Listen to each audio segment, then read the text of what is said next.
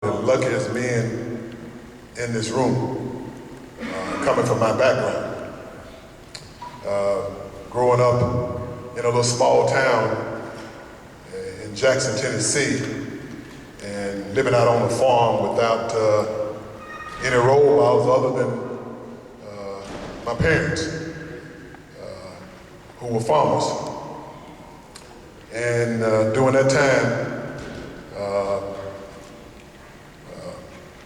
everybody had big families. I'm from a family of 10. It's pretty amazing that my dad was 20 and my mom was 17 when they discussed getting married and how many kids they wanted. And they said 10. And I often wonder if today you were discussing marriage and you mentioned 10 kids, after 3, what would you say? I think you'd probably go back to the drawing board. But I was blessed to be from a family of hard workers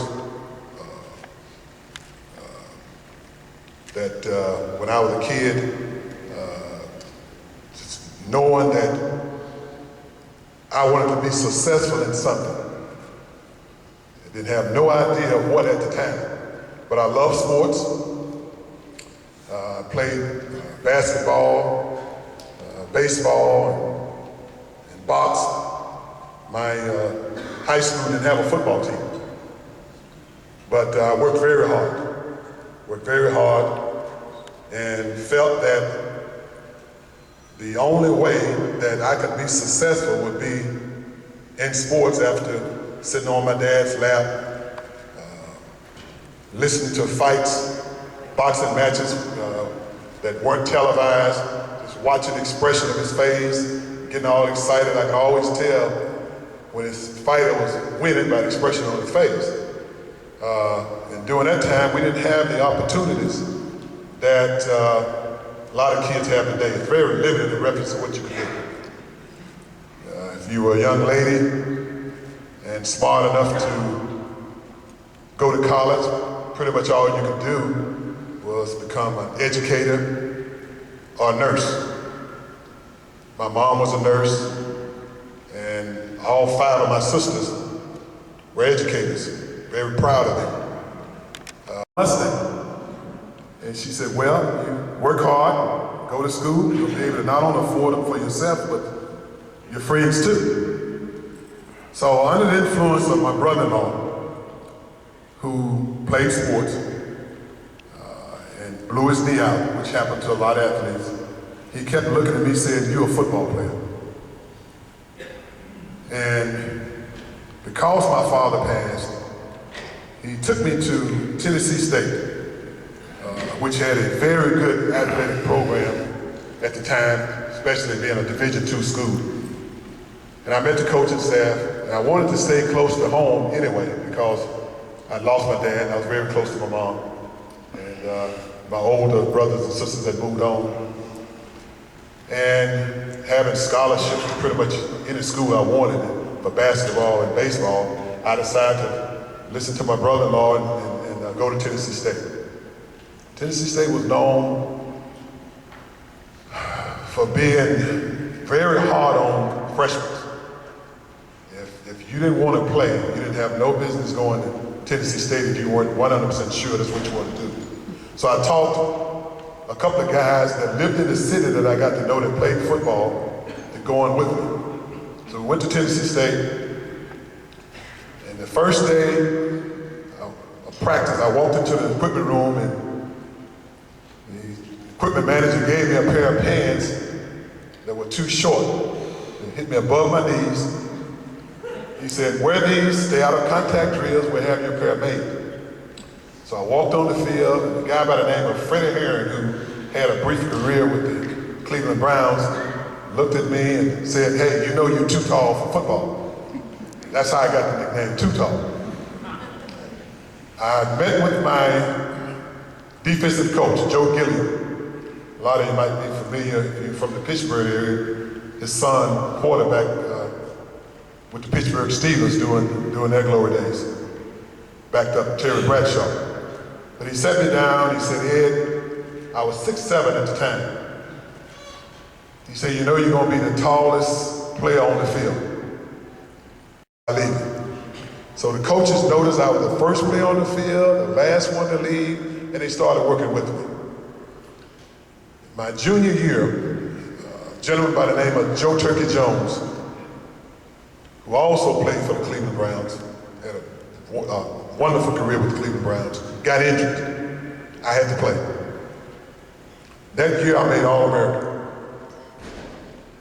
I was playing both sports, both basketball and baseball, and I decided if I just gave all my attention to football rather than playing two sports, it's possible I'd make All-American again my senior year and have a chance at making it in professional sports. So I gave up basketball. That year I made first team every All-American team in the country.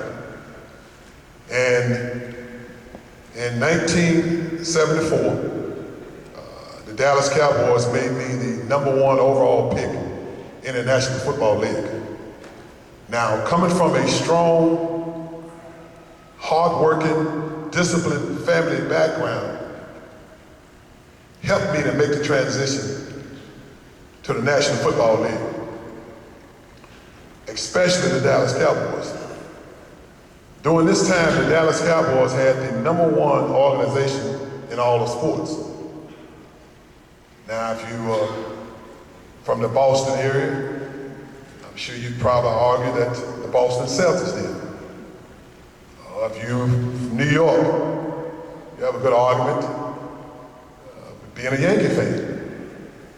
Or even the LA area, the LA Lakers, great program. But we would consider the best organization because of Tex Schramm. Tex Schramm was the general manager of the Dallas Cowboys, and with his vision, his ability to market the team, we were labeled America's team. We caught a lot of flack from our opponents from being called America's team. But we took advantage of it. You know, we knew that chip was on our opponents' shoulders, and we tried to turn every negative into a positive. And in fact, a lot of guys, even to this day, still do the same thing. But probably one of the best moves that Tex Schramm ever made was when he hired Coach Tom Landry to coach the Dallas Cowboys. Total disciplinarian. If I had to sum him up with one word, I'd say he was a genius. The reason why I say that is because most coaches today, they are good PR guys. They hire good assistants, and they just sit back and take care of all the press conferences and get all the credit. But Coach Landry ran the entire show. He programmed all of our defensive assistants, our offensive assistants, and kicking teams. And if you look at some of the coaches who coached under him, a lot of them went on to become head coaches and great coaches. He wasn't the best communicator with his players. I played for him 14 years, had 2 conversations that didn't involve football. I shot an episode of Different Strokes. And I was in the locker room one morning, and Coach walked up to me and said, Ed, my wife and I watched you last night on Different Strokes. I looked at it, totally shocked. And he didn't say anything, so I said, well, what did you think? He said, she thought you were pretty good. Okay? And we've always done a lot of charity work in the community and all across Texas.